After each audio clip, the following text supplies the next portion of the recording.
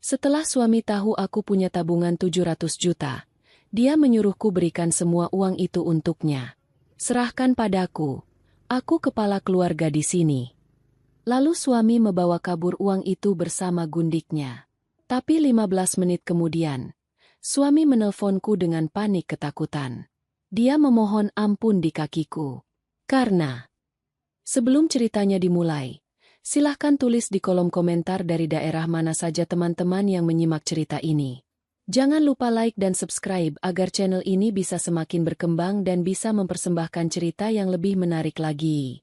Sore itu suasana rumah terasa sangat sepi ketika Dandi melangkah masuk melewati pintu depan. Ia baru saja kembali dari tempat kerjanya dengan wajah yang ditekuk, merasa lelah dan selalu merasa bahwa dunia tidak pernah berpihak padanya. Dandi selalu menganggap dirinya sebagai pria yang paling bekerja keras, pilar utama, dan penguasa tunggal di dalam rumah tangganya bersama Afni. Di matanya, Afni hanyalah seorang istri yang penurut, pendiam, dan tidak memiliki ambisi apapun selain mengurus rumah tangga. Dandi berjalan menuju ruang tengah, melepas sepatunya sembarangan, dan melemparkan tas kerjanya ke atas sofa. Ia memanggil istrinya dengan nada tinggi, menuntut agar minuman hangat segera dihidangkan tanpa memedulikan perasaan istrinya sama sekali. Afni keluar dari arah dapur membawa nampan berisi secangkir teh panas. Perempuan itu meletakkan gelas tersebut di atas meja dengan sangat berhati-hati. Afni kemudian meminta izin sebentar untuk pergi ke kamar mandi, meninggalkan telepon genggamnya yang tergeletak di atas meja ruang tamu dalam keadaan layarnya masih menyala terang. Dandi mendengus kasar, berniat mengambil gelas tehnya untuk menghilangkan rasa haus.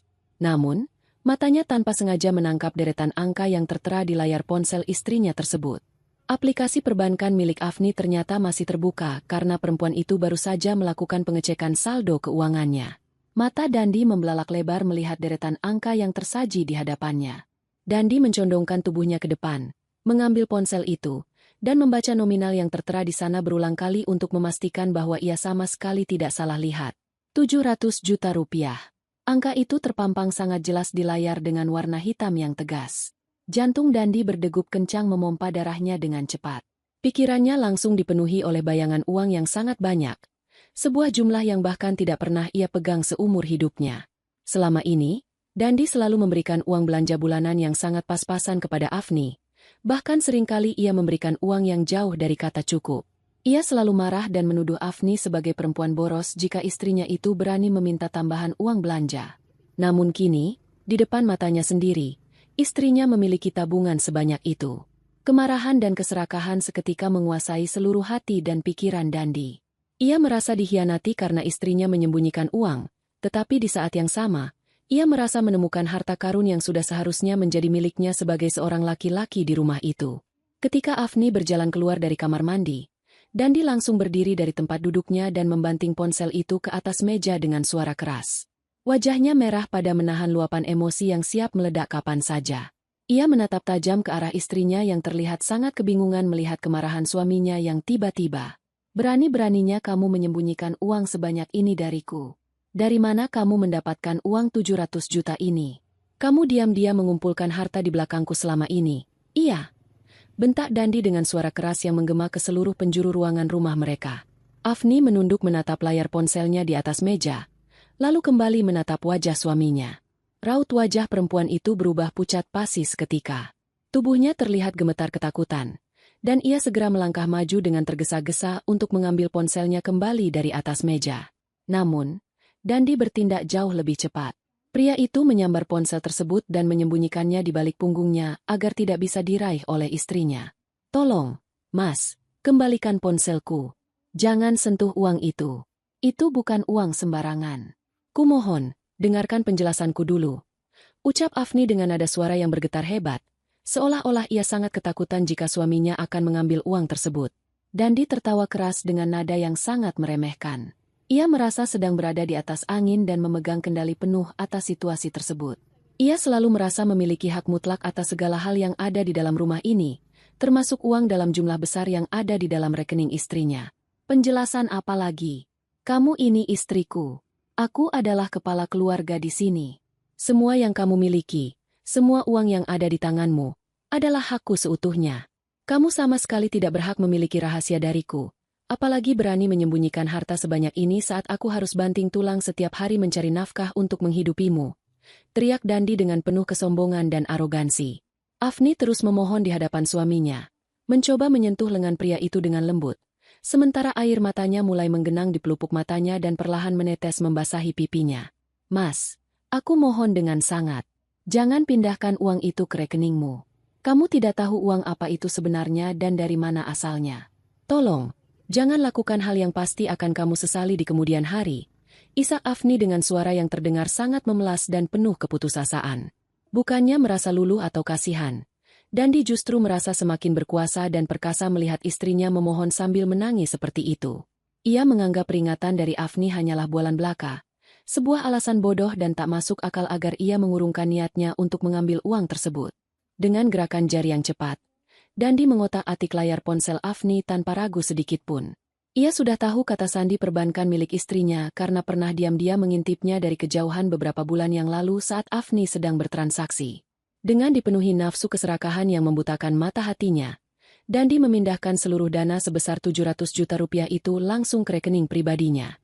Ia benar-benar mengosongkan rekening istrinya dan membiarkan saldo di sana menjadi 0 rupiah. Setelah transaksi tersebut dinyatakan berhasil oleh sistem, ia melemparkan ponsel itu ke arah dada Afni hingga perempuan itu terhuyung beberapa langkah ke belakang. Uang ini sekarang resmi menjadi milikku. Kamu sama sekali tidak pantas menyimpan uang sebanyak ini. Mulai sekarang, aku yang akan memegang dan mengelolanya, dan aku pastikan aku tidak akan memberikannya sepeser pun kepadamu. Kata Dandi sambil membusungkan dadanya dengan perasaan bangga yang luar biasa. Pria itu kemudian melangkah dengan langkah lebar masuk ke dalam kamar tidur utama mereka. Ia mengambil sebuah koper besar dari dalam lemari pakaian dan mulai memasukkan baju-bajunya secara asal-asalan ke dalam koper tersebut. Ia sebenarnya sudah sangat lama merencanakan untuk pergi meninggalkan Afni dan hidup bahagia bersama perempuan simpanannya. Namun niat itu selalu tertunda karena terkendala masalah biaya hidup. Kini, dengan uang tunai 700 juta di tangannya, ia merasa tidak membutuhkan sosok Afni lagi di dalam hidupnya. Ia merasa sudah menjadi pria kaya raya yang bebas melakukan apa saja yang ia inginkan tanpa ada yang melarang. Afni berdiri diam di ambang pintu kamar, melihat suaminya mengemasi barang-barang dengan pandangan kosong dan tubuh yang seolah kehilangan tenaga. Mas, kamu mau pergi kemana? Kamu benar-benar tega meninggalkan istrimu sendiri setelah merampas semua uang yang ada di rekeningku.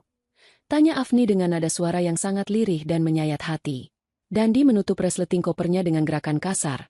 Lalu menyeret koper yang berat itu melewati tubuh Afni tanpa menunjukkan sedikitpun rasa bersalah di wajahnya. Aku sudah muak hidup bersamamu selama ini. Kamu adalah istri yang pembohong dan sangat licik. Mulai detik ini juga, urus saja hidupmu sendiri. Jangan pernah berani mencariku lagi. Ucap Dandi sambil terus melangkah cepat menuju pintu utama rumah. Pria itu berjalan keluar dari rumah tanpa menoleh ke belakang lagi. Suara mesin kendaraannya terdengar menderu keras memecah keheningan sore. Disusul dengan suara ban yang bergesekan dengan permukaan aspal saat ia memacu kendaraannya dengan kecepatan tinggi meninggalkan pelataran rumah. Suasana di dalam rumah kembali menjadi sangat sunyi senyap tanpa ada suara pertengkaran lagi. Namun, ada sesuatu yang berubah secara drastis di dalam ruangan itu.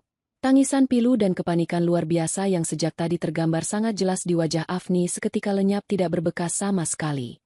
Perempuan itu berdiri dengan postur tubuh yang tegak lurus di tengah ruang tamu. Tidak ada lagi sisa air mata di pipinya, tidak ada lagi sorot mata ketakutan, dan tidak ada lagi sosok istri lemah yang baru saja ditindas oleh suaminya. Afni merapikan letak pakaiannya dengan gerakan tangan yang sangat terukur dan tenang. Sudut bibirnya perlahan ditarik ke atas, membentuk sebuah senyuman dingin yang memancarkan aura sangat mengerikan dan mengancam. Ia mengangkat tangan kirinya dan melirik jam tangan yang melingkar di pergelangannya dengan tatapan penuh perhitungan. Matanya kemudian menatap tajam ke arah pintu depan yang baru saja dibanting dengan keras oleh suaminya beberapa saat yang lalu. 1, 2, 3. Masuklah dengan sukarela ke dalam perangkap mematikan yang sudah kubuat sangat khusus untukmu, Mas Dandi. Gumam Afni dengan suara pelan. Suaranya terdengar sangat tenang, sangat terencana, dan penuh dengan kepastian absolut. Uang 700 juta itu telah berhasil dipindahkan oleh suaminya sendiri. Berjalan tepat persis seperti skenario jebakan yang telah ia susun dengan sangat teliti dan rapi sejak beberapa bulan yang lalu. Langit mulai berubah warna menjadi jingga saat Dandi memacu kendaraannya membelah jalanan kota.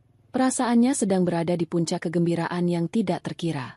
Tangan kirinya memegang setir kemudi sementara tangan kanannya sesekali mengusap layar ponselnya. Tersenyum sendiri melihat deretan angka yang kini secara resmi berada di bawah penguasaannya. Tujuannya saat ini hanya satu, yaitu menjemput Hilya, perempuan yang selama ini menjadi tempatnya memadu kasih secara sembunyi-sembunyi di belakang istrinya. Dandi merasa malam ini adalah malam perayaan kemenangannya. Ia merasa telah berhasil menaklukkan nasib buruknya dan kini siap untuk memulai kehidupan baru yang penuh dengan kemewahan dan kesenangan duniawi yang selama ini selalu ia impikan. Mobil Dandi akhirnya menepi di sebuah bangunan tempat Hilya tinggal. Tidak butuh waktu lama bagi perempuan itu untuk keluar menyambutnya. Hilya tampil dengan dandanan yang sangat mencolok, wajahnya dihiasi riasan tebal, dan senyum manis langsung mengembang di bibirnya begitu melihat mobil Dandi berhenti tepat di depannya. Hilya membuka pintu mobil dan langsung masuk. Duduk di kursi penumpang tepat di sebelah Dandi. Aroma parfum menyengat langsung memenuhi seluruh ruang di dalam kendaraan tersebut. Mas Dandi sayang, tumben sekali kamu menjemputku sore-sore begini dengan wajah yang sangat cerah. Apakah ada kabar baik hari ini? Sapa Hilya dengan nada suara yang sangat manja sambil menyandarkan kepalanya di bahu Dandi. Dandi membalas senyuman itu dengan tawa yang sangat lebar dan penuh kebanggaan.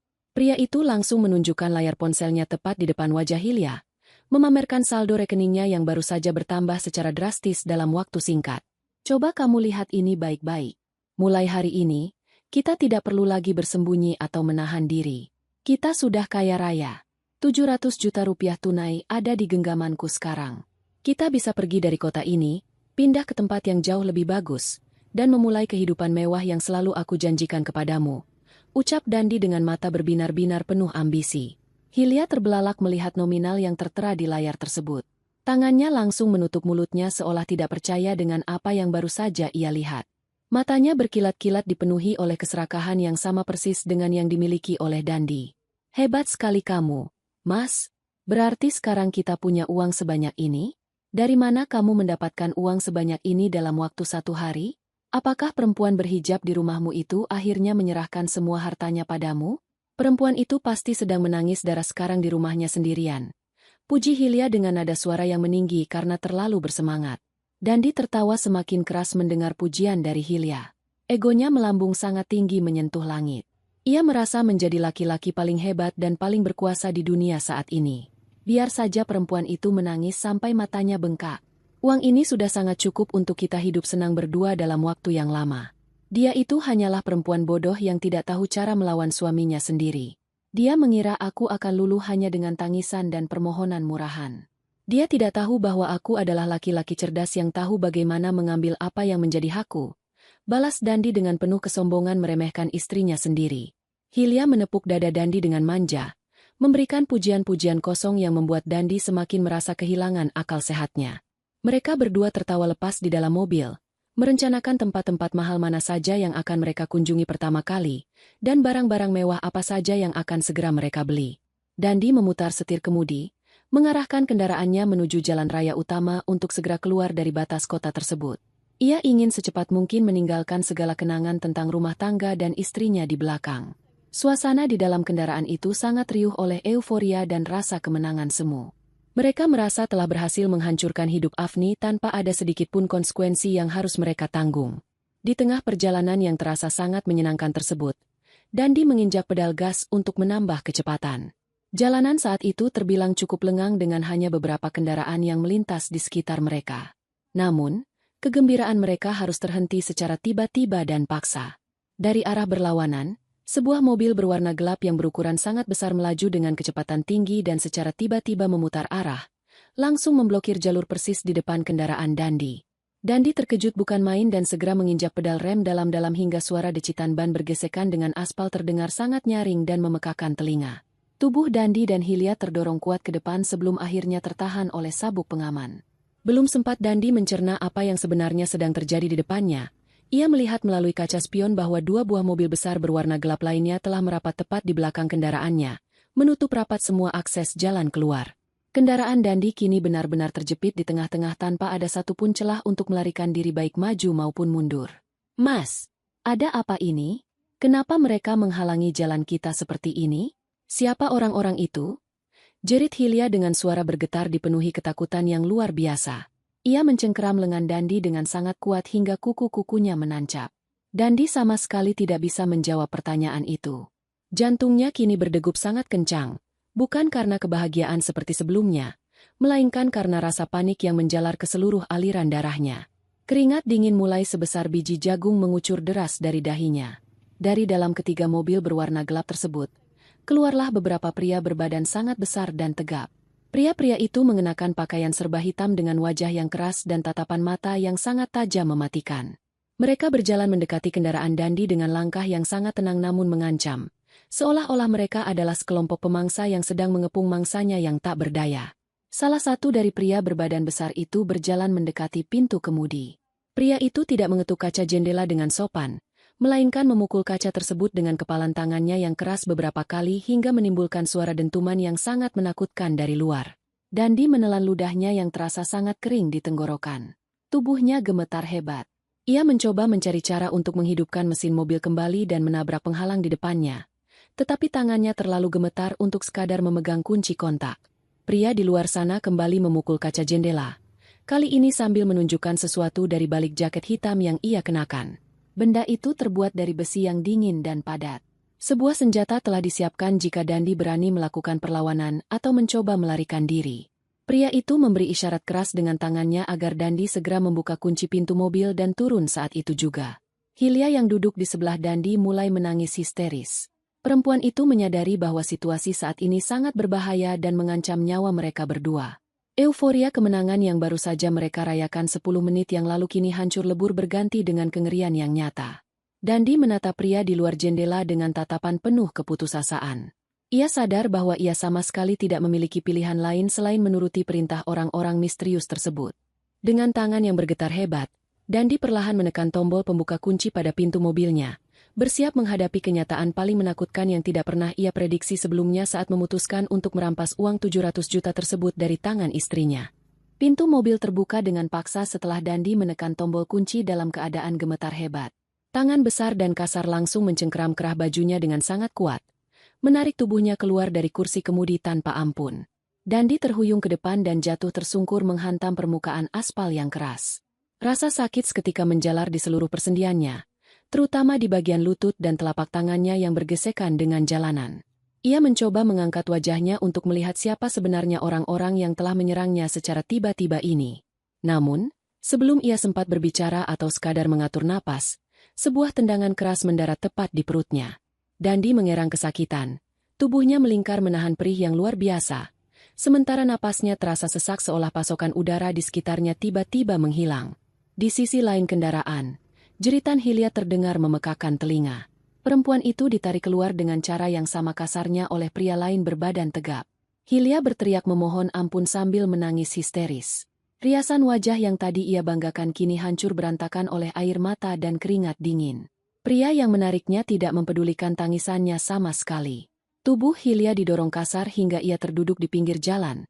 Gemetar ketakutan melihat belasan pria menyeramkan mengelilingi mereka. Ia menundukkan kepalanya dalam-dalam, tidak berani menatap wajah para penyerang itu, dan hanya bisa menangis sambil memeluk lututnya sendiri. Harapan tentang kehidupan mewah yang baru saja ia bayangkan beberapa menit yang lalu kini hancur berkeping-keping berganti dengan teror yang sangat nyata di depan mata. Seorang pria melangkah maju mendekati Dandi yang masih meringkuk di atas aspal. Pria ini memiliki perawakan yang sangat tegap, wajah yang tegas, dan sorot mata yang sedingin es. Pria itu bernama Andika. Berbeda dengan anak buahnya yang bertindak kasar, Andika bergerak dengan sangat tenang dan terukur, mencerminkan sosok yang terbiasa menyelesaikan masalah dengan cara yang mematikan.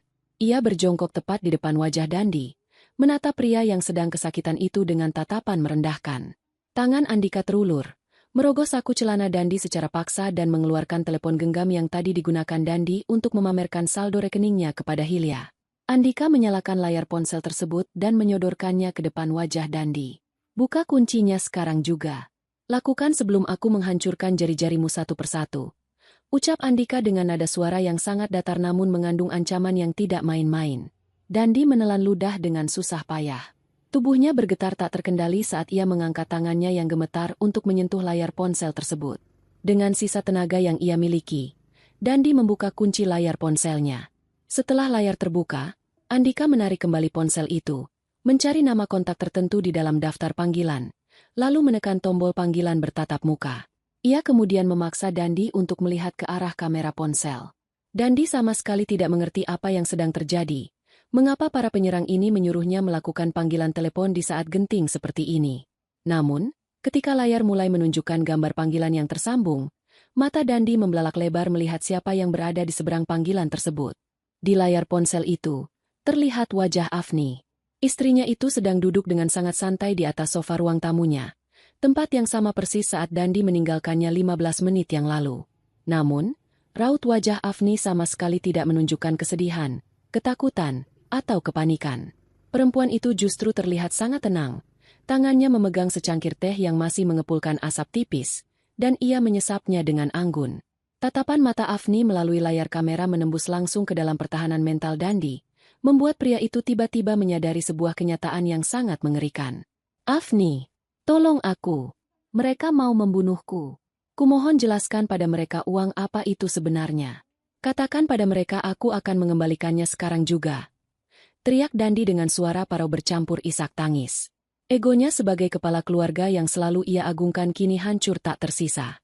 Ia memohon memelas layaknya seorang tawanan yang menunggu eksekusi mati. Afni tidak menjawab teriakan suaminya. Ia hanya tersenyum tipis, sebuah senyuman yang membuat darah Dandi terasa membeku. Andika kemudian mengambil alih ponsel tersebut, mengarahkan kamera ke wajahnya sendiri, dan berbicara kepada Afni dengan nada yang sangat hormat. Sangat kontras dengan perlakuan kasarnya kepada Dandi beberapa detik yang lalu. Nyonya Afni, tugas kami sudah selesai. Umpan Anda sudah dimakan oleh tikus ini. Kami telah mencegat mereka tepat di perbatasan kota. Apa yang harus kami lakukan pada tikus jalanan ini beserta perempuan simpanannya? Lapor Andika dengan suara tegas. Mendengar percakapan itu, pikiran Dandi terasa seperti disambar petir. Kata umpan menyadarkan dirinya bahwa semua ini bukanlah sebuah kebetulan. Uang 700 juta yang ia rampas, kemudahan memindahkan dana tersebut, dan serangan mematikan ini semuanya adalah bagian dari rencana istrinya. Ia baru menyadari bahwa Afni, perempuan yang selama ini ia anggap lemah dan bodoh, ternyata adalah sosok yang mengendalikan orang-orang mengerikan ini. Kerja bagus. Andika, aku ingin kamu membawa mereka berdua kembali ke rumahku sekarang juga. Jangan lukai mereka terlalu parah. Aku ingin mereka dalam keadaan sadar penuh saat aku menghancurkan mereka. Bawa mereka ke hadapanku. Aku ingin melihat suamiku memohon langsung di kakiku. Ucap Afni dari seberang panggilan telepon. Suaranya terdengar sangat tenang namun setiap kata yang keluar terasa seperti belati yang menusuk langsung ke jantung Dandi. Panggilan tersebut langsung diputus oleh Afni. Andika memasukkan ponsel itu ke dalam saku jasnya, lalu berdiri menjulang di atas Dandi. Ia memberikan isyarat singkat kepada anak buahnya. Tanpa membuang waktu, dua orang pria berbadan besar menarik lengan Dandi secara paksa dan menyeretnya menuju kendaraan mereka. Dandi memberontak lemah, tetapi tenaganya sama sekali tidak sebanding. Di belakangnya, Hilya juga diseret dengan paksa. Jeritan perempuan itu kembali pecah memecah keheningan jalanan. Mereka berdua dilemparkan ke dalam kendaraan gelap tersebut layaknya tumpukan barang yang tidak berharga. Pintu ditutup rapat, memutus semua harapan Dandi untuk melarikan diri. Dalam kegelapan kabin kendaraan itu, Dandi hanya bisa menangis meratapi kebodohannya, menyadari bahwa ia baru saja masuk ke dalam jurang neraka yang digali oleh istrinya sendiri. 3 bulan sebelum malam penyergapan yang mengerikan itu terjadi, kehidupan rumah tangga Afni dan Dandi tampak berjalan seperti biasa dari luar. Namun, di dalam hatinya, Afni sudah mengetahui semua kebusukan suaminya. Hari itu, saat Dandi sedang tertidur pulas, Afni tidak sengaja menemukan pesan-pesan menjijikan di ponsel suaminya. Pesan-pesan itu berasal dari Hilya. Dalam percakapan tersebut, Dandi tidak hanya membicarakan tentang perselingkuhan mereka, tetapi juga merencanakan sesuatu yang jauh lebih jahat.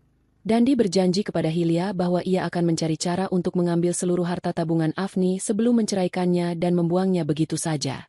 Dandi bahkan secara terang-terangan menghina Afni dalam pesan itu, menyebut istrinya sebagai beban yang bodoh dan mudah dibohongi. Membaca semua pesan itu, hati Afni terasa hancur. Namun, air matanya hanya menetes sesaat. Sebagai seorang perempuan yang terbiasa berpikir logis dan penuh perhitungan, kesedihan itu dengan cepat berubah menjadi kemarahan yang sangat dingin. Afni menyadari bahwa menangis, marah-marah, atau melabrak suaminya tidak akan menghasilkan apa-apa selain pertengkaran yang melelahkan. Dandi adalah pria yang sangat pandai memanipulasi keadaan dan tidak akan pernah mengakui kesalahannya. Oleh karena itu, Afni memutuskan untuk tidak gegabah. Ia menghapus jejaknya di ponsel Dandi, mengembalikan alat komunikasi itu ke tempat semula, dan mulai merencanakan sebuah balas dendam yang akan membuat suaminya menyesali perbuatannya seumur hidup. Dandi sama sekali tidak mengetahui siapa Afni yang sebenarnya. Di rumah, Afni memang selalu bersikap sebagai istri yang pendiam dan penurut. Namun di luar rumah, Afni adalah seorang akuntan tingkat tinggi yang sangat cerdas. Ia bekerja untuk sebuah organisasi peminjam dana kelas atas yang dipimpin oleh seorang pria bernama Tuan Cokro. Organisasi ini bukanlah tempat peminjaman uang biasa. Mereka mengelola dana miliaran rupiah dan sangat terkenal dengan kekejamannya dalam menagih utang. Tidak ada satupun orang yang berani berurusan buruk dengan Tuan Cokro.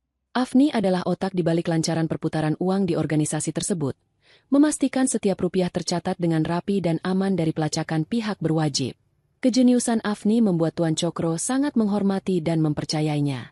Keesokan harinya setelah menemukan bukti perselingkuhan itu, Afni datang menemui Tuan Cokro di ruang kerja pribadinya. Ruangan itu sangat luas, didominasi warna gelap, dan memancarkan aura intimidasi yang luar biasa. Tuan Cokro duduk di balik meja besarnya, mendengarkan setiap perkataan Afni dengan saksama. Afni menceritakan semua rencana busuk suaminya tanpa menutupi apapun. Ia tidak meminta belas kasihan, melainkan menawarkan sebuah skenario yang brilian. Afni meminta izin kepada bosnya itu untuk menggunakan sebagian dana operasional organisasi sebagai umpan untuk menjerat suaminya ke dalam lubang hukum dan utang yang tidak akan pernah bisa diselesaikan. Tuan Cokro, saya meminta izin untuk meletakkan uang operasional sebesar 700 juta di rekening sementara yang bisa diakses oleh suami saya. Saya sangat mengenal tabiatnya. Keserakahannya jauh lebih besar dari akal sehatnya. Begitu dia melihat uang itu, dia pasti akan memindahkannya ke rekening pribadinya untuk melarikan diri bersama perempuan simpanannya. Jelas Afni dengan suara yang sangat tenang dan penuh keyakinan. Tuan Cokro menatap Afni dengan pandangan menilai.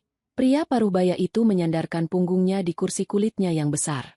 Ia mengerti betul arah pemikiran akuntan kepercayaannya ini. Kamu yakin suamimu akan cukup kurang akal untuk memakan umpan itu, Afni? Dan apa keuntungan yang akan didapatkan oleh pihakku jika aku meminjamkan dana sebesar itu untuk urusan pribadimu? Tanya Tuan Cokro dengan nada berat. Saya sangat yakin, jika dia memindahkan dana tersebut ke rekening pribadinya tanpa izin tertulis, maka jejak perbankannya akan terekam sangat jelas. Secara hukum dan aturan organisasi kita, dia berstatus sebagai pencuri dan penggelap dana. Organisasi berhak menuntut denda 10 kali lipat dari jumlah uang yang dicuri. Uang 700 juta itu akan kembali utuh kepada Anda dalam hitungan jam, tetapi suami saya akan mewarisi utang sebesar 7 miliar beserta bunga berjalan yang menjadi hak milik Anda sepenuhnya. Sebagai imbalannya, saya akan memastikan laporan keuangan organisasi bulan ini memberikan keuntungan 2 kali lipat untuk Anda, jawab Afni tanpa ragu sedikit pun. Tuan Cokro terdiam sejenak, lalu tawa keras meledak dari mulutnya. Ia sangat menyukai cara berpikir Afni yang kejam dan sistematis. Rencana itu sangat menguntungkan bagi organisasinya dan sekaligus memberikan pelajaran setimpal bagi orang yang berani mengganggu aset berharganya. Baiklah, Afni, rencanamu aku setujui. Pindahkan uang 700 juta itu ke rekening yang kamu siapkan. Aku akan menyuruh Andika beserta timnya untuk bersiaga penuh. Begitu suamimu menyentuh uang itu, statusnya bukan lagi suamimu, melainkan buronan organisasiku. Dia akan merasakan akibat dari perbuatannya mencuri uangku. Putus Tuan Cokro sambil menganggukkan kepalanya dengan tegas. Kembali ke masa kini, rencana yang disusun matang 3 bulan lalu itu kini telah berjalan dengan sangat sempurna. Afni duduk di ruang tamunya, meletakkan cangkir tehnya yang kini sudah kosong. Ia melirik ke arah pintu depan, menunggu Andika membawa hadiah terbaik yang pernah ia siapkan untuk dirinya sendiri. Semua penghinaan, kebohongan, dan pengkhianatan yang dilakukan oleh Dandi akan segera dibayar tuntas malam ini juga. Uang 700 juta itu telah menjadi senjata paling mematikan yang tidak pernah Dandi bayangkan sebelumnya. Langkah kaki berat terdengar mendekat dari pelataran rumah, disusul dengan suara pintu yang diketuk dari luar. Afni berdiri dari sofanya, merapikan letak pakaiannya, dan berjalan perlahan untuk membuka pintu. Pertunjukan utama pembalasan dendamnya baru saja akan dimulai. Pintu utama rumah terbuka dengan sangat perlahan, menampilkan sosok Afni yang berdiri tegak dengan sangat tenang. Perempuan berhijab itu menatap lurus ke depan, menyambut tamu-tamunya dengan wajah tanpa ekspresi. Di luar pintu, udara malam terasa dingin menusuk tulang, tetapi hawa di dalam ruangan justru terasa jauh lebih mencekam. Andika berdiri di barisan paling depan, membungkukkan badannya sedikit sebagai tanda hormat yang mendalam kepada Afni. Di belakang Andika, dua orang pria berbadan besar melangkah masuk sambil menyeret tubuh Dandi tanpa perasaan. Tubuh Dandi kemudian dilemparkan begitu saja ke atas lantai ruang tamu, hingga menimbulkan suara benturan yang cukup keras. Pria yang beberapa jam lalu berteriak penuh kebanggaan dan kesombongan itu kini terkapar lemas di bawah telapak kaki istrinya sendiri. Pakaian yang ia kenakan sudah sangat kotor dan berantakan. Wajahnya dipenuhi luka lebam, dan napasnya tersengal-sengal mencari pasokan udara. Tidak berselang lama, Hilya juga didorong masuk ke dalam ruangan tersebut. Perempuan itu tersandung kakinya sendiri dan jatuh terduduk di sudut ruangan. Tangisannya masih belum berhenti. Air matanya terus mengalir membasahi wajahnya, menghancurkan seluruh riasan yang tadi ia poles dengan sangat tebal.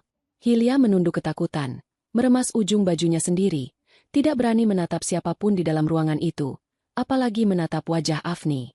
Ruang tamu yang biasanya tenang dan damai kini berubah menjadi sebuah ruang pengadilan yang sangat mengerikan bagi Dandi dan selingkuhannya. Penjaga-penjaga berbadan besar menyebar ke seluruh sudut ruangan, menutup pintu utama dan mengunci semua jalan keluar, memastikan tidak ada satupun dari kedua pengkhianat itu yang bisa melarikan diri malam ini. Afni melangkah maju perlahan, mendekati tubuh suaminya yang masih meringkuk di atas lantai keramik yang dingin. Suara langkah kaki Afni terdengar sangat jelas memecah keheningan yang mencekam, seolah-olah setiap langkah itu adalah ketukan palu hakim yang sedang menjatuhkan vonis hukuman mati. Dandi memaksakan dirinya untuk mengangkat kepala. Matanya yang membengkak menatap wajah istrinya dengan tatapan penuh kebingungan, ketakutan, dan rasa tidak percaya yang luar biasa. Ia masih berusaha mencerna kenyataan pahit bahwa perempuan berhijab yang selama ini ia tindas, ia bentak, dan ia remehkan, kini berdiri menjulang di atasnya sebagai sosok yang memegang kendali penuh atas hidup dan matinya. Dandi mencoba membuka mulutnya untuk berbicara, tetapi kerongkongannya terasa sangat kering dan kaku. Afni, tolong aku. Kumohon, tolong selamatkan aku. Aku minta maaf. Katakan pada orang-orang ini bahwa ini semua hanya kesalahpahaman. Aku tidak bermaksud mencuri uang siapapun. Aku akan mengembalikan semuanya utuh kepadamu sekarang juga. Tolong hentikan semua ini, Afni. Rintih Dandi dengan suara parau dan bergetar hebat. Ia merangkak dengan susah payah mendekati kaki Afni, lalu memeluk pergelangan kaki istrinya dengan sangat erat seolah itu adalah satu-satunya pelampung di tengah lautan badai. Ego dan harga diri Dandi sebagai sosok laki-laki penguasa rumah tangga kini telah hancur lebur berkeping-keping tanpa menyisakan jejak sedikit pun. Pria yang merasa berhak merampas segalanya itu kini hanya bisa menangis terseduh-seduh dan merendahkan dirinya hingga ke titik terendah. Afni tidak langsung merespons. Ia membiarkan suaminya menangis dan memohon di kakinya selama beberapa saat. Ia ingin Dandi benar-benar merasakan kehinaan yang menyayat hati, merasakan bagaimana rasanya menjadi sosok yang lemah, tidak berdaya, dan diinjak-injak harga dirinya. Selama bertahun-tahun menikah, Afni selalu menelan semua cacian dan makian suaminya dengan diam, dan kini adalah saat yang paling tepat untuk memutarbalikkan keadaan tersebut. Dengan gerakan yang sangat anggun dan teratur, Afni perlahan berjongkok untuk menyejajarkan wajahnya dengan Dandi. Ia menatap lekat-lekat sepasang mata suaminya yang dipenuhi oleh ketakutan yang nyata. Afni mengangkat tangan kanannya, lalu menepuk pelan pipi Dandi beberapa kali. Tepukan itu tidak keras, tetapi terasa jauh lebih menyakitkan dan merendahkan daripada pukulan fisik manapun. Kamu ingat apa yang kamu katakan kepadaku sore tadi sebelum kamu pergi membawa lari uang itu? Kamu berteriak dengan sangat lantang bahwa kamu adalah kepala keluarga di sini. Kamu mengatakan bahwa kamu memiliki hak mutlak atas segalanya. Dan kamu merasa sangat berkuasa untuk merampas apapun yang kamu inginkan. Apakah kamu masih merasa berkuasa sekarang, sayang? Bisik Afni dengan nada suara yang sangat lembut namun dipenuhi oleh racun sindiran yang sangat mematikan. Dandi menggelengkan kepalanya dengan cepat. Air matanya berjatuhan mengenai punggung tangan Afni. Ia semakin erat memeluk kaki istrinya, terus-menerus menggumamkan kata maaf tanpa henti. Namun, Afni menarik kakinya dengan gerakan cepat, melepaskan pelukan suaminya, lalu berdiri kembali dengan tatapan jijik. Kamu harus tahu satu hal yang sangat penting. Uang 700 juta yang kamu ambil itu sama sekali bukan milikku. Itu adalah dana operasional milik sebuah organisasi peminjam dana kelas atas yang sangat ditakuti. Dan karena kamu dengan sadar memindahkan dana tersebut ke rekening pribadimu tanpa izin resmi, maka kamu secara hukum telah melakukan kejahatan penggelapan dana organisasi. Aturan di tempat itu sangat jelas dan tidak bisa ditawar. Siapapun yang berani menyentuh uang mereka tanpa izin, harus membayar denda sebesar 10 kali lipat dari jumlah yang diambil. Jadi, karena kamu merasa sebagai kepala keluarga yang berhak atas segalanya, silakan bayar utang sebesar 7 miliar rupiah yang baru saja kamu ciptakan sendiri hari ini. Ucap Afni dengan suara lantang dan sangat jelas, memastikan setiap suku kata terdengar sempurna di telinga Dandi dan Hilya. Mendengar nominal 7 miliar rupiah disebut, napas Dandi seketika tercekat di tenggorokan. Matanya membelalak maksimal seolah bola matanya akan keluar dari tempatnya. Kepalanya terasa berputar hebat, dan pandangannya mulai berkunang-kunang. Angka 7 miliar adalah jumlah uang yang tidak akan pernah bisa ia kumpulkan seumur hidupnya. Bahkan jika ia harus bekerja siang dan malam tanpa henti sampai mati. Ia menyadari bahwa tindakan cerobohnya merampas uang istrinya telah menjerumuskannya ke dalam jurang utang yang sangat dalam dan mematikan. Di sudut ruangan, Hilya yang sedari tadi menangis sambil menunduk langsung mengangkat wajahnya saat mendengar jumlah utang yang sangat besar itu. Wajah perempuan itu berubah menjadi sepucat mayat. Seluruh tubuhnya mulai bergetar lebih hebat dari sebelumnya. Hayalan tentang hidup bergelimang harta dan kemewahan yang ia bangun bersama Dandi hancur berkeping-keping dalam sekejap mata. Ia menyadari bahwa pria yang ia bangga-banggakan beberapa jam yang lalu kini bukanlah seorang laki-laki kaya raya, melainkan seorang pesakitan yang menanggung utang mematikan bernilai miliaran rupiah. Hilya mulai menggeser tubuhnya secara perlahan, menjauhi posisi Dandi, berusaha menciptakan jarak sejauh mungkin dari pria yang kini hanya akan membawa kehancuran besar dalam hidupnya. Keheningan yang mencekam di ruang tamu itu tiba-tiba dipecahkan oleh suara tepuk tangan pelan namun menggema dari arah luar pintu utama. Semua kepala sontak menoleh ke arah sumber suara. Dari balik ambang pintu, muncullah sesosok pria parubaya yang melangkah masuk dengan penuh wibawa. Pria itu adalah Tuan Cokro. Langkah kakinya terdengar berat dan mantap. Kehadirannya seketika membuat suhu di dalam ruangan terasa semakin dingin dan menekan dada. Andika dan seluruh anak buahnya serempak menundukkan kepala mereka dalam-dalam saat melihat atasan tertinggi mereka memasuki ruangan. Afni pun menepi, memberikan jalan kepada pemimpin besarnya itu untuk mengambil alih pertunjukan. Tuan Cokro berjalan melewati Dandi yang masih terkapar gemetar di atas lantai keramik. Ia menuju ke kursi tunggal di tengah ruangan dan duduk dengan sangat tenang. Sepasang mata tajamnya menyapu seluruh isi ruangan, menilai setiap ketakutan yang terpancar dari wajah Dandi dan Hilya. Pria parubaya itu bersedekap, menatap Dandi dengan pandangan meremehkan seolah-olah ia sedang melihat seekor serangga kecil yang sangat menjijikan dan pantas untuk segera diinjak. Jadi, ini wujud laki-laki bodoh yang berani mencuri uang perusahaanku. Sungguh sangat mengecewakan. Aku mengira orang yang berani mengusik danaku memiliki nyali dan kecerdasan yang luar biasa. Namun yang kulihat sekarang hanyalah seorang pengecut yang menangis merengek di kaki istrinya sendiri. Ucap Tuan Cokro dengan suara berat yang menggelegar memenuhi ruangan. Dandi tidak berani menatap wajah Tuan Cokro. Aura ancaman yang dipancarkan oleh pria parubaya itu terlalu kuat untuk ia hadapi. Ia menyadari bahwa pria di hadapannya ini bukanlah orang sembarangan. Ini adalah sosok pemimpin sindikat bayangan yang memegang nyawa banyak orang di tangannya. Dandi kembali bersujud menyentuh lantai, memohon ampun dengan suara yang sangat menyedihkan. Ampun, Tuan. Saya benar-benar memohon ampun. Saya berani bersumpah saya tidak tahu kalau itu uang Anda. Tolong jangan bunuh saya. Saya akan mengembalikan 700 juta itu utuh malam ini juga. Jangan bebankan utang 7 miliar itu kepada saya. Saya tidak akan pernah sanggup membayarnya. Ratap Dandi di sela-sela isak tangisnya yang semakin keras. Tuan Cokro mendengus kasar. Ia menyandarkan tubuhnya ke sandaran kursi dan menyilangkan kakinya dengan santai. Aturan adalah aturan. Tidak ada satupun orang di dunia ini yang boleh melanggar aturanku tanpa menerima hukuman yang setimpal. Kamu sudah dengan sadar mengambil memindahkan uang itu ke rekeningmu. Kamu punya dua pilihan malam ini. Bayar utang 7 miliar rupiah itu kepadaku sekarang juga. Atau aku akan menyuruh anak buahku untuk mengambil nyawamu sebagai gantinya. Aku rasa itu penawaran yang sangat adil untuk seorang pencuri. Tegas Tuan Cokro tanpa memberikan sedikit pun celah untuk tawar-menawar. Mendengar kata nyawa sebagai taruhan, Dandi benar-benar kehilangan akal sehatnya. Ia menangis sejadi-jadinya, memukul-mukul lantai dengan kepalan tangannya. Tepat pada momen krisis yang sangat mematikan ini, Hilya yang sedari tadi meringkuk di sudut ruangan tiba-tiba bangkit berdiri. Perempuan itu menyeka air matanya dengan kasar. Rasa takut akan kehilangan nyawa dan keengganannya menanggung beban utang membuat sifat aslinya keluar seutuhnya. Hilya melangkah maju dengan tergesa-gesa, menunjuk-nunjuk wajah Dandi dengan jari telunjuknya. Ini semua salah dia, Tuan. Pria miskin dan bodoh ini yang telah merencanakan semuanya. Dia yang mengambil uang itu dan memaksa saya untuk ikut melarikan diri. Saya sama sekali tidak tahu menahu tentang uang 700 juta itu. Tolong lepaskan saya, Tuan. Saya tidak ada hubungannya dengan penggelapan dana ini. Saya tidak mau mati demi laki-laki menjijikan ini. Jerit Hilya dengan suara melengking menembus telinga siapapun yang mendengarnya. Dandi mengangkat kepalanya dengan terkejut luar biasa. Ia menatap Hilya dengan mulut terbuka lebar. Tidak percaya dengan apa yang baru saja ia dengar. Perempuan yang selalu bermulut manis, yang berjanji akan sehidup semati dengannya, dan yang selalu memujinya sebagai pria terhebat, kini membuangnya ke dalam kobaran api demi menyelamatkan diri sendiri. Hilya tidak berhenti sampai di situ.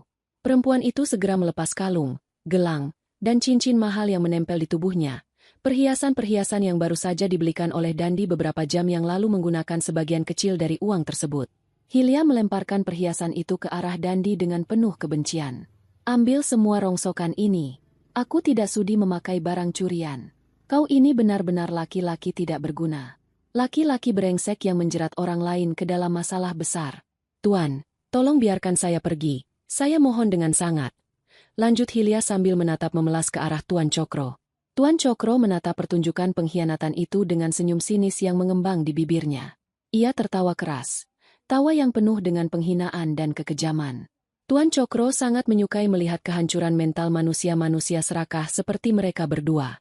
Ia lalu menghentikan tawanya dan menatap tajam ke arah Hilya. Kamu pikir kamu bisa pergi begitu saja dengan mudah setelah ikut menikmati hasil uang curianku? Kamu sudah menghabiskan sebagian danaku untuk membeli perhiasan dan bersenang-senang. Di mataku, kamu adalah kaki tangan yang sama bersalahnya dengan tikus tanah ini. Kamu harus ikut bertanggung jawab. Ucap Tuan Cokro dengan suara yang sangat dingin dan mematikan. Hilya seketika mematung. Wajahnya pias tak berdarah. Ia menggelengkan kepalanya dengan cepat, berniat untuk melarikan diri ke arah pintu belakang. Namun sebelum ia sempat melangkah lebih jauh, dua orang pengawal berbadan besar telah mencengkeram kedua lengannya dengan sangat kuat. Hilya meronta-ronta dan menjerit histeris. Bawa perempuan ini ke tempat kerja kita. Dia akan bekerja paksa setiap hari siang dan malam tanpa bayaran sedikitpun sampai bagian utangnya lunas terbayar. Jika dia melawan, pastikan dia tidak bisa berjalan lagi. Perintah Tuan Cokro dengan kejam. Hilya diseret secara paksa keluar dari ruangan tersebut. Jeritan dan raungan perempuan itu bergema sangat keras, memanggil-manggil nama Dandi untuk meminta pertolongan. Namun Dandi hanya bisa menunduk kaku. Tubuhnya gemetar hebat ketakutan melihat nasib perempuan selingkuhannya itu. Pintu tertutup rapat, memutus suara tangisan Hilya. Kini, di dalam ruangan itu, Dandi benar-benar sendirian menghadapi kemurkaan sang pemilik uang, tanpa ada satupun orang yang bisa menolongnya dari kehancuran yang mutlak. Suara jeritan Hilya yang semakin menjauh dan akhirnya menghilang di balik pintu utama menyisakan keheningan yang sangat pekat dan mencekam di dalam ruang tamu tersebut. Udara di dalam ruangan terasa membeku, menekan dada siapa saja yang bernapas di dalamnya. Dandi masih bersujud di atas lantai keramik yang dingin. Tubuhnya menggigil hebat tanpa bisa dikendalikan. Keringat dingin membanjiri pelipis dan lehernya, bercampur dengan air mata ketakutan yang terus mengalir deras. Ia menyadari bahwa ancaman dari Tuan Cokro bukanlah sekadar gertakan kosong belaka. Pria parubaya yang duduk dengan penuh wibawa di hadapannya itu memiliki kekuasaan penuh untuk mencabut nyawanya malam ini juga tanpa ada satupun orang yang peduli. Bayangan tentang siksaan dan kematian yang mengerikan terus berputar-putar di dalam kepala Dandi, membuat napasnya semakin sesak dan pendek. Pria yang selama bertahun-tahun membusungkan dadanya sebagai penguasa rumah tangga itu kini benar-benar telah hancur menjadi serpihan debu yang paling hina. Tidak ada lagi harga diri, tidak ada lagi kesombongan, dan tidak ada lagi suara keras yang selalu ia gunakan untuk menindas istrinya. Dandi kini hanyalah seorang pesakitan yang menunggu waktu eksekusinya tiba. Tuan Cokro memecah keheningan dengan dehaman pelan yang terdengar seperti guntur di telinga Dandi. Pria pemimpin sindikat peminjam uang itu melirik jam tangan mewahnya dengan tatapan bosan. Seolah-olah mengurus nyawa Dandi hanyalah kegiatan membuang-buang waktu yang sangat tidak berguna. Ia kemudian menatap Dandi dengan pandangan tajam yang mematikan. Tuan Cokro memberikan peringatan terakhir bahwa waktu bermain-main sudah habis. Ia menegaskan kembali bahwa Dandi harus segera melunasi denda sebesar 7 miliar rupiah detik ini juga, atau nyawanya akan menjadi bayaran yang setimpal atas kelancangannya mencuri dana operasional tersebut. Tuan Cokro mengangkat tangannya perlahan, memberikan isyarat kecil kepada Andika. Melihat isyarat tersebut, Andika langsung melangkah maju mendekati Dandi sambil mengeluarkan sebuah benda tajam dari balik pakaian gelapnya. Kilatan cahaya memantul dari benda tajam tersebut, menyilaukan mata Dandi dan membuat jantungnya seakan berhenti berdetak saat itu juga. Kengerian yang luar biasa langsung menyergap seluruh saraf di tubuh Dandi, memaksanya untuk merangkak mundur dengan panik hingga punggungnya menabrak kaki meja. Dalam keadaan yang sangat putus asa dan berada di ujung tanduk kematian, Dandi kembali menoleh ke arah Afni.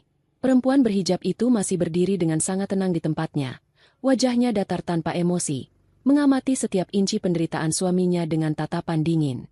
Dandi kembali merangkak ke arah istrinya, mengabaikan rasa sakit di lututnya yang bergesekan dengan lantai. Ia memeluk kaki Afni dengan sangat erat, menyembunyikan wajahnya yang basah oleh air mata di sana. Dandi meratap, meraung, dan memohon dengan suara yang sangat menyayat hati, membuang jauh-jauh sisa martabatnya sebagai seorang laki-laki. Ia memohon agar Afni mau menggunakan pengaruhnya di hadapan Tuan Cokro untuk menyelamatkan nyawanya. Dandi berjanji akan melakukan apa saja, menuruti semua perintah, dan menjadi hamba sahaya bagi istrinya asalkan ia diizinkan untuk tetap hidup melihat matahari terbit keesokan harinya.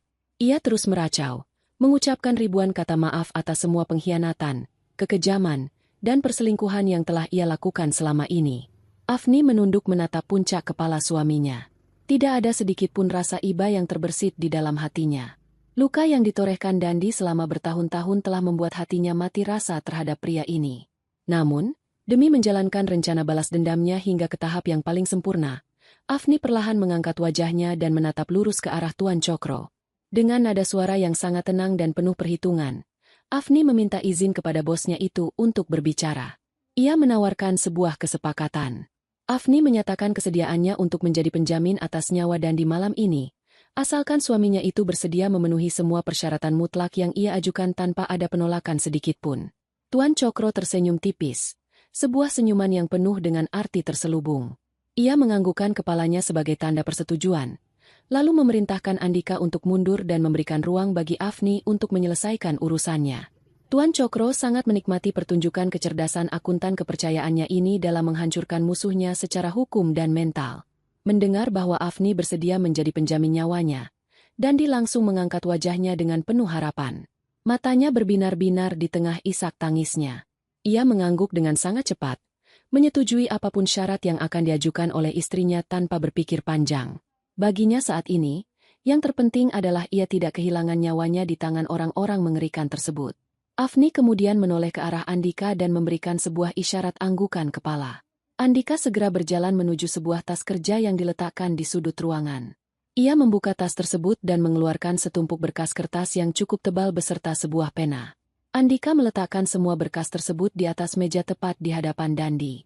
Berkas-berkas itu telah dipersiapkan dengan sangat matang dan terperinci oleh Afni jauh-jauh hari sebelumnya, menunggu saat yang tepat untuk menjerat suaminya ke dalam perangkap hukum yang tidak bisa dibatalkan. Aku akan menjamin nyawamu malam ini agar kamu tidak dibunuh oleh Tuan Cokro. Tapi sebagai gantinya, kamu harus menandatangani semua berkas ini sekarang juga tanpa banyak bertanya. Ini adalah surat pernyataan cerai talak mutlak darimu untukku, surat penyerahan hak asuh anak secara penuh ke tanganku tanpa hak kunjungan bagimu, serta surat hibah penyerahan seluruh aset yang meliputi rumah ini, tanah, dan seluruh kendaraan bermotor menjadi hak milikku sepenuhnya tanpa sisa sedikitpun untukmu. Ucap Afni dengan suara yang sangat tegas, memotong semua harapan Dandi untuk bisa bernapas lega. Dandi menatap tumpukan kertas itu dengan perasaan campur aduk. Syarat yang diajukan oleh istrinya benar-benar akan melucuti seluruh harta dan kehidupannya, hingga ia tidak memiliki apa-apa lagi di dunia ini. Namun, ketika ia menoleh ke arah Andika yang masih berdiri menjulang dengan pandangan mengancam, serta Tuan Cokro yang menatapnya dengan senyum mematikan, Dandi menyadari bahwa ia tidak memiliki posisi tawar-menawar sama sekali. Dengan tangan yang bergetar sangat hebat, Dandi meraih pena tersebut. Tangisannya semakin pecah saat mata penanya menyentuh permukaan kertas. Ia membubuhkan tanda tangannya di setiap lembar halaman yang ditunjukkan oleh jari Afni. Ia menandatangani kepergian anak-anaknya. Ia menandatangani kepergian rumah tempat tinggalnya. Dan ia menandatangani kehancurannya sendiri sebagai seorang laki-laki. Setelah lembaran terakhir ditandatangani, Dandi melepaskan pena itu hingga menggelinding jatuh ke lantai. Ia menundukkan kepalanya dalam-dalam, merasa telah kehilangan segalanya. Namun, penderitaannya belum berakhir. Afni mengambil seluruh berkas yang sudah ditandatangani itu, memeriksanya dengan teliti, lalu tersenyum puas. Ia kemudian mengeluarkan satu lembar kertas terakhir yang disembunyikan di bagian paling bawah tumpukan. Kertas itu memiliki lambang organisasi milik Tuan Cokro di bagian atasnya. Afni menjatuhkan kertas itu tepat di depan wajah Dandi. Kamu sudah menyerahkan semua hartamu kepadaku, dan itu cukup untuk membeli nyawamu malam ini dari Tuan Cokro. Namun, aset-asetmu itu sama sekali tidak cukup untuk menutupi total denda 7 miliar rupiah atas tindakan pencurian yang kamu lakukan. Surat terakhir yang baru saja kamu tanda tangani tanpa kamu baca itu adalah surat pernyataan pengakuan utang. Sisa utang miliaran rupiah itu kini resmi menjadi tanggung jawab pribadimu sepenuhnya, beserta bunga berjalan yang harus kamu setorkan setiap bulannya kepada organisasi. Selamat menikmati sisa hidupmu sebagai budak pencari uang penebus dosa, Dandi, ucap Afni dengan suara pelan namun memiliki daya hancur yang luar biasa besar di telinga suaminya. Dandi menjerit tertahan, menyadari bahwa ia baru saja menjual jiwanya ke dalam neraka yang tidak berujung. Setelah semua proses penandatanganan berkas selesai dan dinyatakan sah secara hukum, Tuan Cokro berdiri dari tempat duduknya dengan gerakan yang sangat berwibawa. Ia merapikan pakaiannya sebentar, menatap puas ke arah tumpukan dokumen yang kini telah mengamankan keuntungan besar bagi organisasinya, lalu mengangguk singkat kepada Afni. Tanpa mengucapkan sepatah kata pun kepada Dandi yang masih terkapar lemas di lantai, pemimpin organisasi mengerikan itu membalikan badan dan melangkah keluar dari rumah. Andika beserta seluruh pria berbadan besar lainnya segera mengikuti langkah atasan mereka, meninggalkan ruang tamu tersebut dalam barisan yang rapi dan teratur. Pintu utama rumah dibiarkan terbuka lebar, membiarkan angin malam yang sangat dingin berhembus masuk menyapu ruangan. Kepergian orang-orang itu membawa serta ancaman kematian fisik yang menekan Dandi, namun beban yang ditinggalkan justru terasa jauh lebih berat dan mencekik lehernya hingga ia kesulitan bernapas. Afni kini berdiri mematung di tengah ruangan, memegang erat seluruh berkas yang menjadi bukti kemenangan mutlaknya atas pengkhianatan suaminya. Ia memandang berkeliling ke seluruh penjuru ruangan, menyerap kenyataan bahwa bangunan yang ia tempati ini, beserta segala isinya, kini sepenuhnya berada di bawah kekuasaan dan kepemilikannya seorang diri. Tidak ada lagi campur tangan Dandi, tidak ada lagi ketakutan akan diusir, dan tidak ada lagi sosok arogan yang bisa merendahkannya di bawah atap ini. Afni lalu menundukkan pandangannya, menatap pria yang dulu pernah ia hormati sebagai pendamping hidupnya. Dandi masih berlutut di atas keramik, wajahnya menatap kosong ke arah lantai, seolah-olah rohnya telah tercerabut paksa dari dalam tubuhnya. Pria itu benar-benar terlihat sangat menyedihkan, kotor, dan tidak memiliki sisa kebanggaan sedikit pun. Semua urusan kita sudah selesai secara hukum tertulis maupun kesepakatan lisan. Rumah ini sekarang 100% adalah hak milikku. Setiap sudut bangunan ini, setiap perabotan di dalamnya, bukan lagi urusanmu. Bangun, dan keluar dari rumahku sekarang juga. Aku tidak ingin melihat wajahmu mengotori pemandanganku lebih lama lagi, perintah Afni dengan nada suara yang sangat datar, seolah ia sedang mengusir seekor hewan pengganggu yang masuk ke dalam tempat tinggalnya. Mendengar usiran yang begitu dingin dan tanpa belas kasihan tersebut, Dandi memaksakan dirinya untuk mengangkat kepala. Matanya yang sembab dan memerah menatap Afni dengan sisa-sisa keputusasaan yang masih menyala. Ia mencoba menggerakkan bibirnya yang pecah-pecah untuk memohon sedikit kelonggaran. Dandi meminta izin untuk masuk ke dalam kamar, berniat mengambil pakaian ganti, telepon genggamnya, atau setidaknya dompet yang berisi kartu identitas miliknya. Ia tidak bisa membayangkan bagaimana caranya bertahan hidup di luar sana di tengah malam buta tanpa membawa apa-apa selain pakaian kotor yang menempel di badannya saat ini. Namun, Afni dengan cepat menggelengkan kepalanya secara tegas, memutus semua harapan Dandi. Perempuan berhijab itu melangkah mundur selangkah, menjaga jarak dari suaminya, lalu menunjuk lurus ke arah pintu utama yang masih terbuka lebar menantang malam. Kamu tidak memiliki hak apapun lagi di sini. Semua barang yang ada di dalam rumah ini, termasuk pakaian yang kamu beli dari uang belanja yang aku sisihkan, adalah milikku. Kamu melangkah keluar malam ini dengan pakaian yang kamu pakai sekarang, sama seperti rencanamu saat kamu mengemasi koper dan berniat meninggalkanku sore tadi demi perempuan simpananmu. Bedanya, sekarang kamu tidak membawa uang 700 juta itu, dan kamu bukan lagi siapa-siapa. Pergi dari sini sebelum aku memanggil petugas keamanan lingkungan untuk menyeretmu keluar dengan kasar. Ancam Afni tanpa sedikit pun keraguan dalam suaranya. Dandi menyadari bahwa perlawanan bentuk apapun hanya akan memperburuk keadaannya yang sudah sangat hancur. Dengan sisa-sisa tenaga yang ia miliki, pria itu memaksa kedua kakinya yang terasa seperti agar-agar untuk berdiri tegak. Seluruh persendiannya terasa ngilu dan sakit akibat pukulan orang-orang suruhan Tuan Cokro sebelumnya. Ia melangkah tertatih-tatih dengan sangat lambat menuju pintu utama. Setiap langkah yang ia ambil terasa sangat berat, Seakan ada batu besar yang diikatkan di kedua pergelangan kakinya. Saat ia melewati ambang pintu dan melangkah keluar menuju pelataran rumah, angin malam yang sangat menusuk tulang langsung menyambutnya. Dandi menoleh ke belakang untuk terakhir kalinya, berharap melihat sedikit saja penyesalan di wajah istrinya. Namun yang ia lihat hanyalah Afni yang berdiri tegak, memandangnya dengan tatapan kosong sebelum akhirnya perempuan itu menutup pintu utama dengan suara bantingan yang sangat keras, mengunci Dandi di luar dari kehidupan nyamannya selamanya.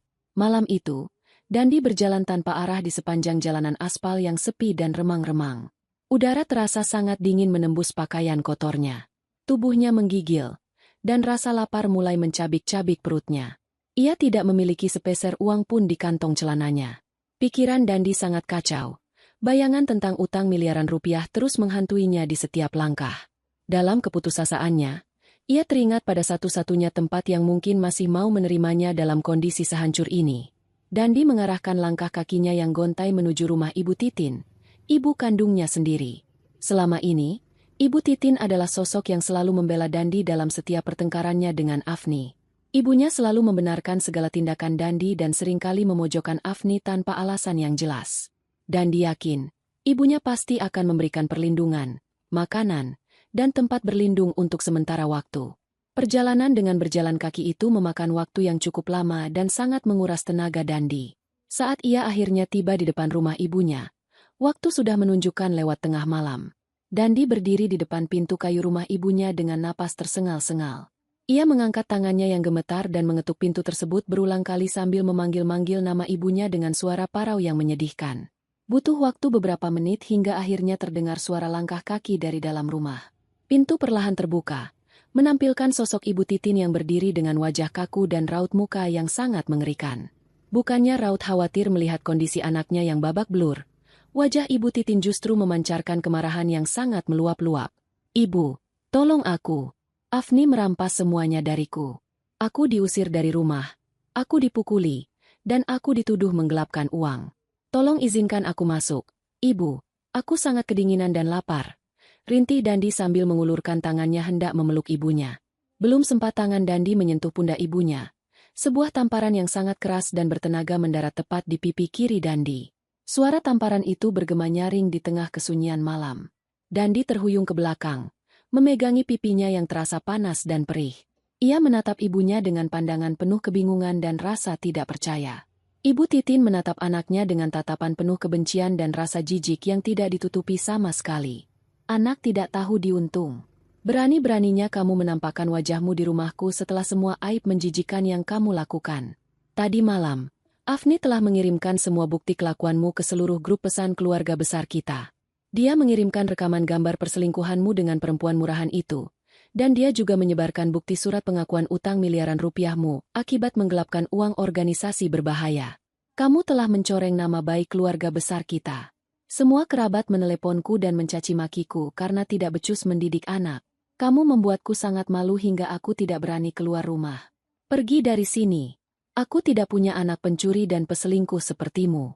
Jangan pernah berani menginjakan kakimu di rumahku lagi," teriak Ibu Titin dengan napas memburu, mengamuk sejadi-jadinya melihat anak yang selalu ia banggakan ternyata menjadi sumber kehancuran nama baik keluarganya. Tanpa memberikan kesempatan bagi Dandi untuk menjelaskan atau sekadar memohon belas kasihan, Ibu Titin membanting pintu rumahnya dengan sangat keras, mengunci rapat pintu tersebut dari dalam. Dandi kembali terkunci di luar, berdiri sendirian di tengah kegelapan malam. Ia berlutut di tanah, meratapi nasibnya yang benar-benar telah hancur tanpa ada satupun orang yang sudi menolongnya. Orang yang selama ini paling keras membelanya kini menjadi orang yang paling kejam membuangnya. Dandi menangis meraung-raung, menyadari bahwa hukum sebab akibat kini tengah bekerja menghancurkan hidupnya tanpa ampun. Waktu terus berjalan tanpa henti. 1 tahun telah berlalu sejak malam kelam ketika Dandi diusir tanpa belas kasihan dari rumah ibunya sendiri. Kehidupan dua manusia yang pernah mengikat janji suci itu kini berada di dua kutub yang sangat berlawanan. Afni kini hidup dengan sangat makmur dan damai. Karirnya sebagai akuntan kepercayaan Tuan Cokro melesat sangat tinggi. Ia mendapatkan bayaran yang sangat besar berkat kecerdasannya mengelola keuangan organisasi.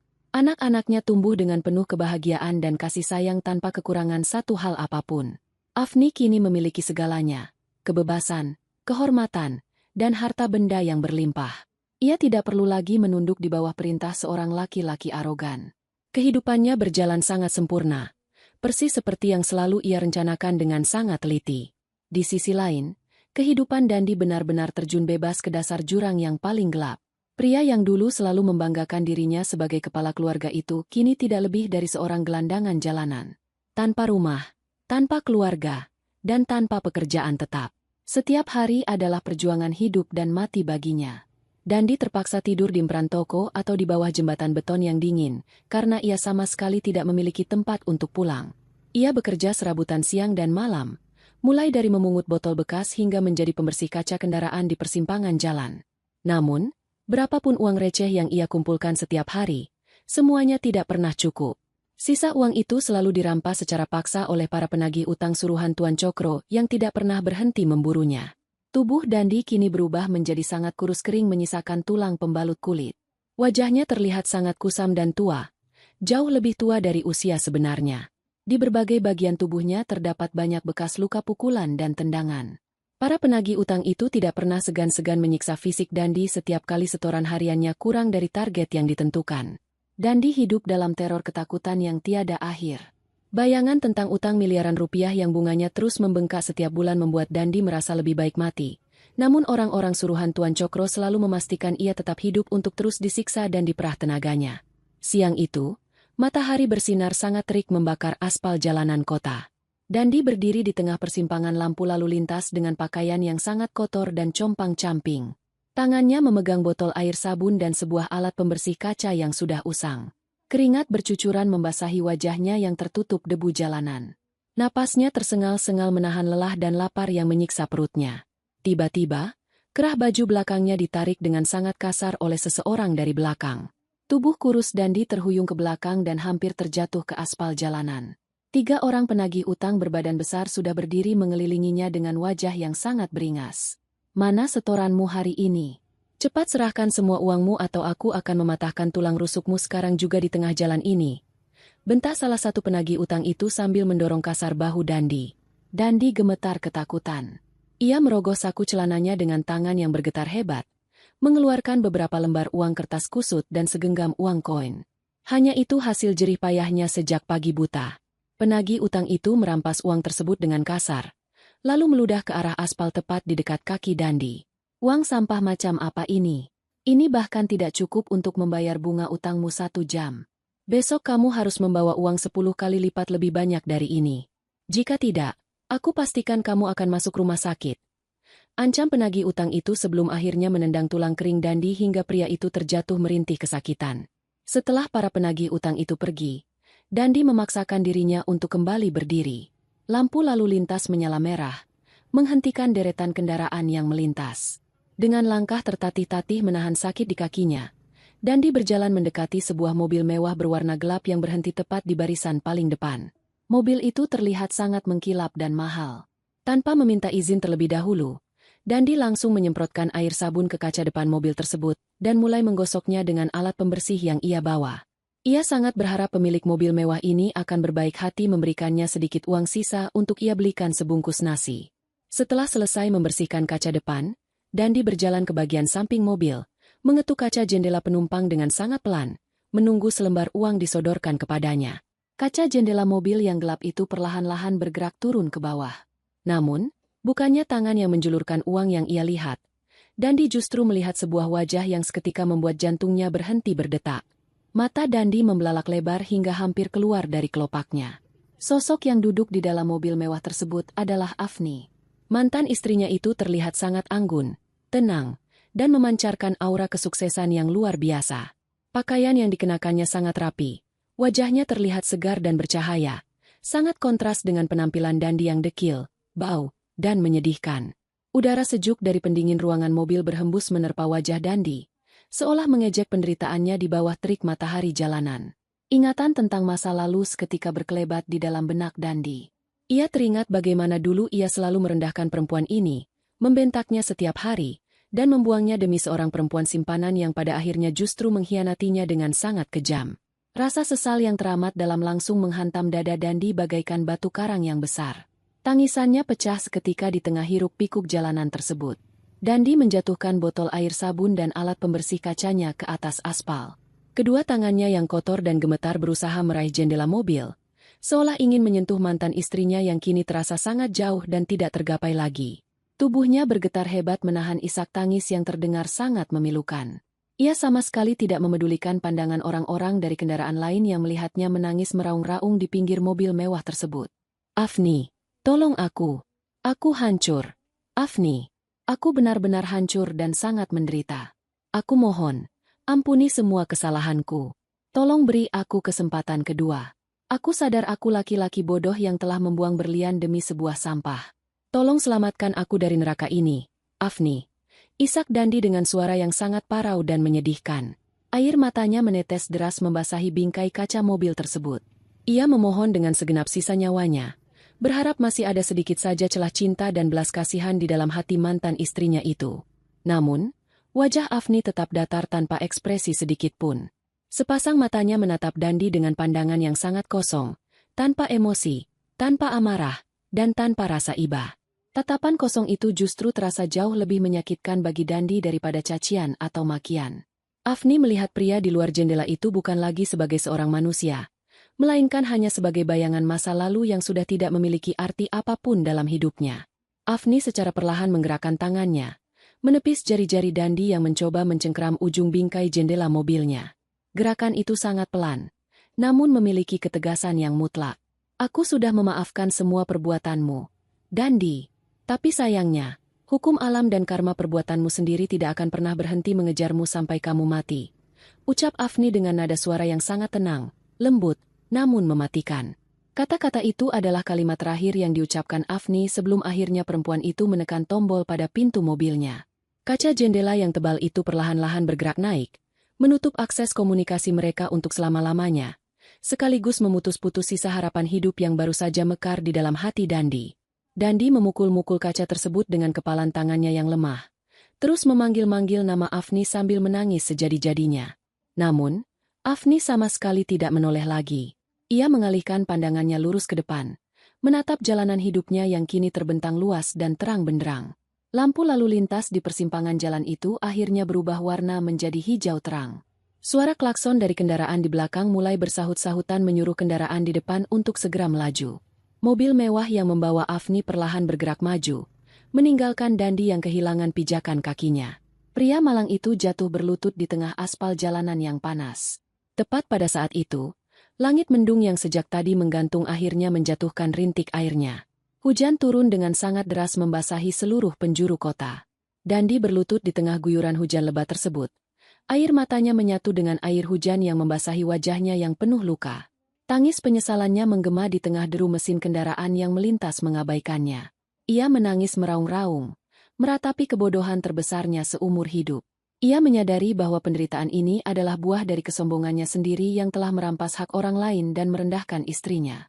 Tidak ada satupun orang yang peduli padanya. Tidak ada satupun orang yang menolongnya. Dandi benar-benar menghabiskan sisa usianya sendirian dalam kehinaan, kelaparan, dan siksaan utang yang tidak akan pernah lunas. Menjadi sebuah akhir yang sangat pantas bagi seorang pengkhianat serakah. Orang pengkhianat serakah. Orang pengkhianat serakah. Orang pengkhianat serakah. Orang pengkhianat serakah. Orang pengkhianat serakah. Orang pengkhianat serakah. Orang pengkhianat